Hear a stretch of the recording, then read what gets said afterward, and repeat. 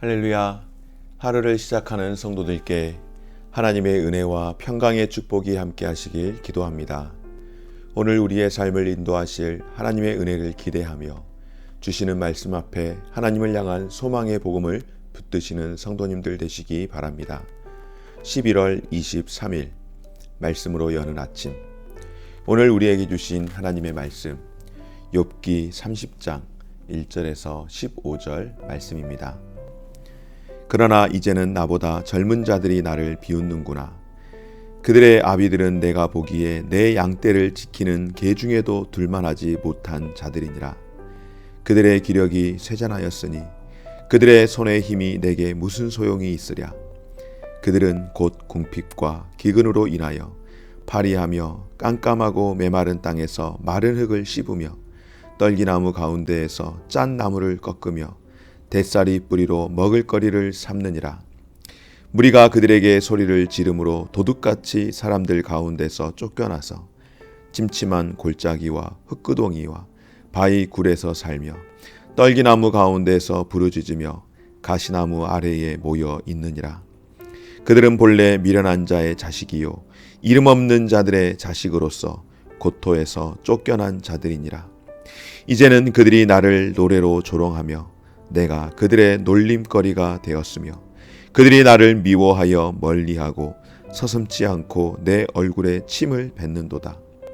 이는 하나님이 내 활 시위를 늘어지게 하시고 나를 곤고하게 하심으로 무리가 내 앞에서 굴레를 벗었음이니라.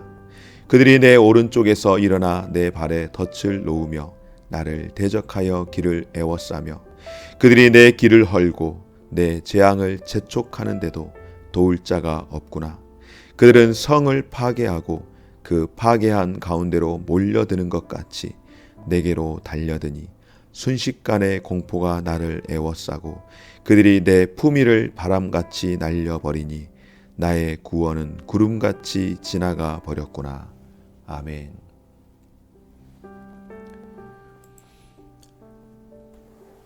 지난 29장에서 욥이 그의 삶을 돌아보며 지난날에 행복했던 과거를 회상했던 욥이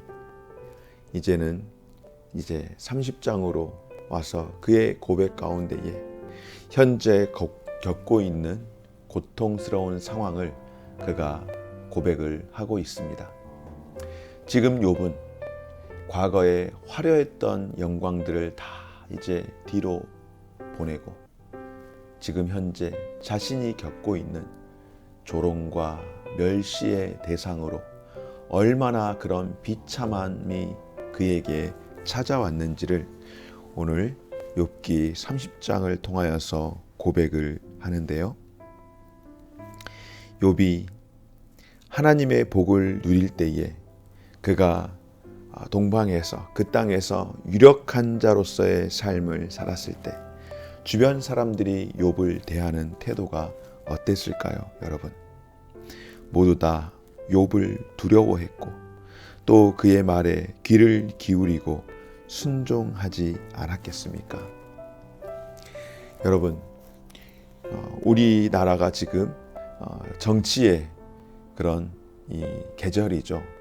특별히 이제 대선을 앞두고 있는 대선의 계절인데 각 후보들마다 어떤 데에 가면은 굉장한 환영을 받고 그리고 그 후보들의 말을 경청하는 곳이 있는가 하면 또 어떤 지역에 가면은 그 후보들의 말을 별로 경청해 주지 않고 비아냥거리는 그런 모습을 보게 됩니다.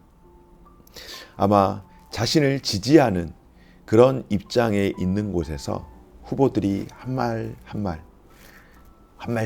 말씀 이렇게 하게 되면 사람들은 맞습니다 하고 막 굉장히 많이 박수를 쳐주죠. 그런데 그렇지 않으면은 굉장히 많이 비난을 합니다. 그것이 어디 지금 정치의 계절 때만 그러겠습니까? 제가 가만 보니까 우리나라가 뭐 이렇게 거대 정당이 2개가 있고 그리고 군소 정당들이 몇 개 있지만은 국회에서 각 대표들이 각 당의 대표들이 연설을 할 때에 어떻습니까? 자기 당의 자당의 대표가 연설을 하면은 박수를 엄청 치지 않습니까? 맞다고. 근데 반대에 있는 사람들은 어떻습니까? 가만히 있어주면은 고맙습니다. 박수는 기대하지도 않습니다. 야유를 하고 피켓 시위를 하고 그런 모습들을 봅니다. 오늘 욥이 꼭 그와 같은 겁니다. 그가 하나님의 복을 누리며 그렇게 잘 살아갈 때에는 주변 사람들이 욥을 두려워할 뿐만 아니라 그의 말에 귀를 기울이며 한마디가 끝나면은 박수를 치며 환호성을 치르며 욥에 대해서 굉장히 높여 주었습니다. 그런데 지금 욥이 고난 가운데 있을 때 그 옛날에 욥의 말에 경청을 해주며 환호성을 지르며 맞다라고 경청하고 박수를 해주던 그 모든 것들이 다 이제 떠나가 버렸습니다. 왜요? 욥이 재앙으로 그의 모든 소유를 잃었을 뿐만 아니라 건강까지 잃어버리게 되자 그동안 욥에 대해서 환호했던 그 태도가 정반대로 바뀌게 된 것입니다. 욥은 자신이 양떼를 지키는 개 중에서도 둘만하지 못한 자식들이 이제 그를 비웃는다라고 그렇게 고백을 하고 있습니다. 욥을 비난하고 조롱하는 자들은 이제 공동체에서 사실상 쫓겨나서 척박한 땅에서 비참하게 살아갔던 자들이었다라고 욥은 고백합니다.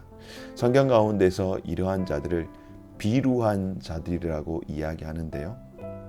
이들의 삶이 어땠는가?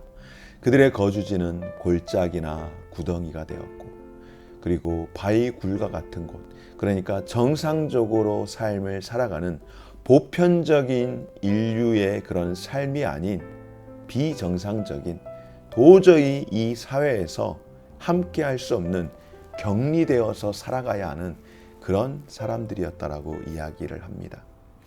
이들은 어떠한 자들인가? 지적 능력이 없는 그런 자들, 어리석은 자들일 뿐만 아니라 반사회적인 자들로서 기존의 질서와 규칙을 따르지 않는 그런 사람들이었다라고 이야기합니다. 여러분, 다윗이 그가 사울에게 쫓김을 당하면서 도망하던 그때에, 그리고 이제 그와 함께 하던 소위 말해서 비루한 자들이 있던 한 600여 명의 용사들이 사울을 피하여서 다윗을 따라다녔는데, 다윗이 가던 중에 그 나발이라고 하는 사람, 나발의 포도원, 또 그 지경을 돌봐주던 때가 있었습니다.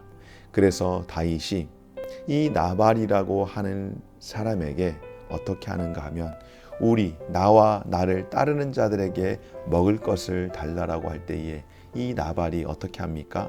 단번에 거절하고 다윗을 무시하죠.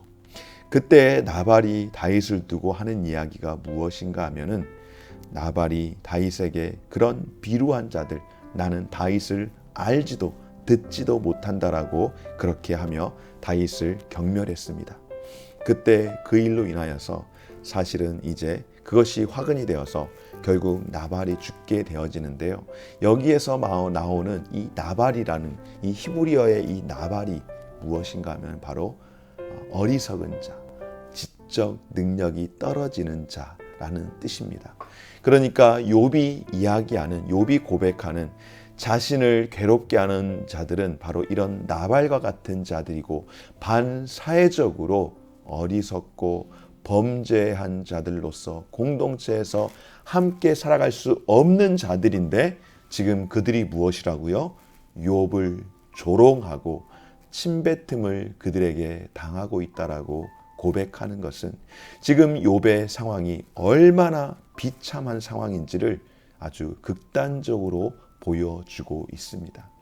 옛날 같으면 감히 쳐다볼 수도 없었던 그런 자들에게 지금 욥이 비웃음을 사고 있다라고 이야기하며, 욥은 이제 더 이상 떨어질 바닥이 없는 그런 밑바닥의 상태로 정말로 그의 삶이 급전직하 떨어져서 더 이상 내려갈 곳이 없는 곳에까지 이르게 되었다라고 그렇게 고백을 합니다. 뿐만 아니라 자신이 이렇게 된 원인은 친구들이 주장했던 그 주장처럼 그것이 하나님으로부터 시작되었다라고, 욥이 이렇게 비참하게 된 것은 하나님이 그의 활 시위를 늘어지게 함으로써, 활 시위가 늘어져 있다면 여러분 그 활은 더 이상 쓸모없는 것 아니겠습니까? 바로 이런 공고함 가운데 있게 된 것은 하나님이 그로 하여금 곤고하게 약하게 만들므로 인하여서 더 이상 그는 방어할 수도 공격할 수도 없는 무기력한 상태가 되어버린, 마치 적군에게 포위가 되어버린 그런 상태가 되었다라고 욥은 고백을 하고 있습니다. 여러분, 예수님께서 잡히셨을 때 어떤 모습이었습니까? 바로 이런 모습이었습니다. 오늘 욥이 사람들이 자신을 미워하고 침뱉는다라고 하는 그런 모습, 사람들에게 조롱거리가 되는 그런 모습, 멸시와 천대를 받는 그런 모습, 여러분 사람들은 그가 죄가 있어서라고 이야기하죠. 그런데 여러분, 예수님이 정말로 죄 때문에 그런 조롱과 멸시를 받았습니까? 아니요, 그렇지 않습니다. 오히려 악인들에 의해서 의인이 애매하게 고난받는 것처럼 욥이 그런 고난을 겪었는데, 욥만이 아니라 우리 주 예수님께서 그런 고통의 시간들을 받지 않으셨습니까? 여러분, 우리가 주님의 길을 따른다라고 하는 것은 바로 이 땅 가운데서 때로는 우리가 동의할 수 없는, 이해할 수 없는 그런 애매한 상황, 애매한 고난들이 찾아올 때라도 그런 상황에서 절망하지 않고 믿음 안에서 끝까지 이겨내야 할 삶을 오늘 우리에게 욥을 통하여서 보여주신 줄 믿습니다. 뿐만 아니라 하나님께서 이와 같이 욥에게 그런 고난을 허락하심은 바로 하나님께서 허락하신 일에 대해서는 누구도 막을 수 없다라는 것을 보여주시며, 또한 정말로 중요한 것, 여러분, 하나님께서 이렇게 허락하신 고난은 다시 하나님이 건지실 줄 믿습니다. 아멘이십니까? 여러분, 예수님께서 그런 고난 가운데서 결국 어떻게 되셨습니까? 십자가에 못 박혀 죽으셨습니다. 하나님께서 그 일을 행하게 하심으로 말미암아 십자가에 못 박혀 죽음을 받아들이셨는데, 만약에 그것으로 끝이 났다면 여러분 어떻게 되었을까요? 우리에게 구원의 복음은 전해지지 않았겠죠. 그러나 예수님께서 십자가의 죽음을 담담하게 받아들이셨는데 그것으로 끝나지 않고 우리가 사도신경에 고백을 하죠. 본디오 빌라도에게 고난을 받으사 십자가에 못 박혀 죽으시고 이것으로 완료가 되었다면 우리는 정말로 비참한 사람들입니다. 그런데 장사한 지 사흘 만에 죽은 자 가운데서 다시 살아나시며, 이것은 무엇입니까?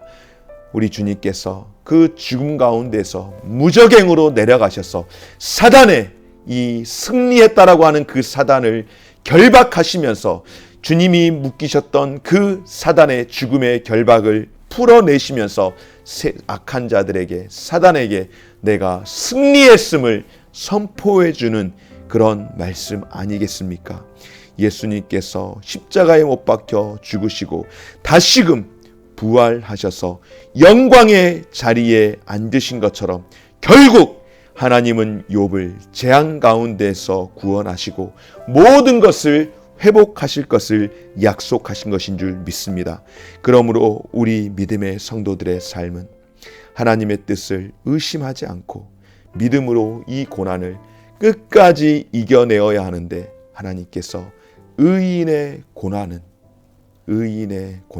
죽음은 하나님께서 귀중하게 여기신다라고 말씀하셨는데, 죄가 없는 완전한 의인이 당한 고난이 예수 그리스도의 십자가 사건이며, 또한 그 십자가 사건을 통하여서 부활하시고 궁극적으로 승리를 주신 것이라고 한다면, 우리는 예수 그리스도 안에서 이미 완전한 승리를 소유한 자임을 기억하고 세상 가운데에 우리를 향한 공격과 박해가 있을지라도 끝까지 승리를 확신하며 살아갈 수 있는 저와 여러분의 삶이 되어지시기를 주의 이름으로 축원합니다.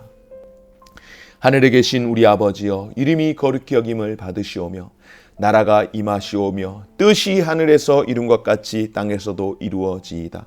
오늘 우리에게 일용할 양식을 주옵시고 우리가 우리에게 죄 지은 자를 사하여 준 것 같이 우리 죄를 사하여 주옵시고 우리를 시험에 들게 하지 마시옵고 다만 악에서 구하옵소서. 대개 나라와 권세와 영광이 아버지께 영원히 있사옵나이다. 아멘.